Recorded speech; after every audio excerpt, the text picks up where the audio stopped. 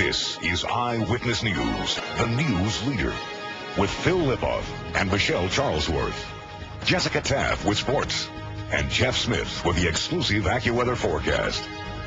Now, Eyewitness News, Sunday morning.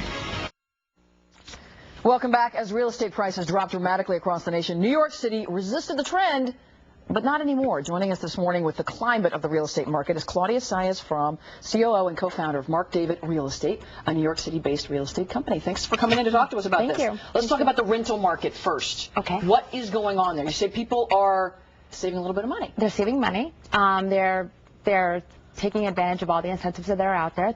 Rents are 30% low right now. 30% lower right now? Right now. Wow. I haven't seen prices like this since 2002. Wow. Actually. Wow. Are there some neighborhoods that are giving you everything that people traditionally are looking for a lot less? Where are the hot neighborhoods right now? Financial Center has always been really hot and given people like the best prices. Where specifically is it? Financial Center? We're talking about? Like the big doorman buildings. Battery Park City? Battery Park City. Mm-hmm. Families are really getting the biggest bang for their buck right now.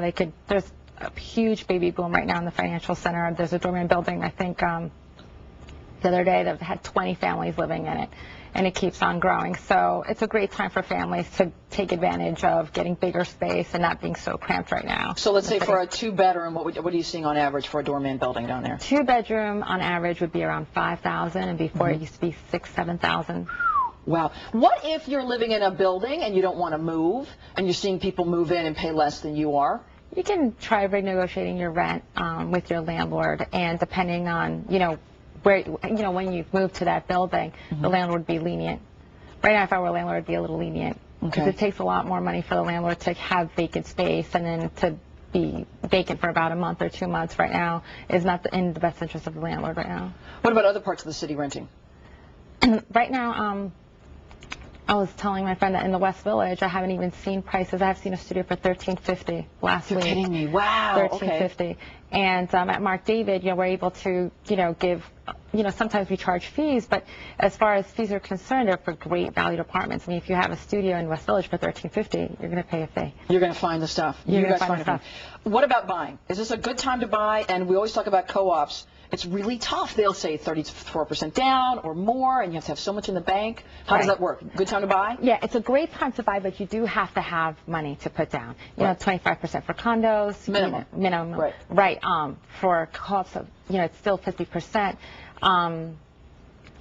At this, right now, if you have the money, it's a great time to buy. I would, I would really, really tell buyers to, take advantage of it, because prices are not going to be this low. This is like 2004, 2003 prices right now. But to be honest, we're not talking about climbing out of this for the next year. I mean, should you wait another 6 months, do you think? I would buy within the 6 to 9 months. Okay. And I definitely see a turnaround happening, by the time 2010 comes up. I don't really see that prices are going to be this low in 2010. And what are you hearing from sellers? What about people trying to sell in this market? It depends. I mean, I want to sell myself. So we own a home. We own a new development, and we probably have to sell in a couple of years, and we have to sit tight. If it depends, what your reasons are for selling. So if you can wait and sit it and weather the storm, I would weather the storm if I were a seller. If you can do it. Yeah. You can do it. And if you want to, rent out your place because you have to move and so forth, you have to work with a broker that gives you a price that deals with reality. Right, because you want the thing to move. Exactly. All right, thank you so much. You're welcome. Thanks a lot. We've put all of these tips on our website at 7online.com. Click on the See It on TV link on the upper right-hand side of the page. You will see weekend morning interviews and tips. That's where it'll be. We're coming right back with a look at this morning's top stories.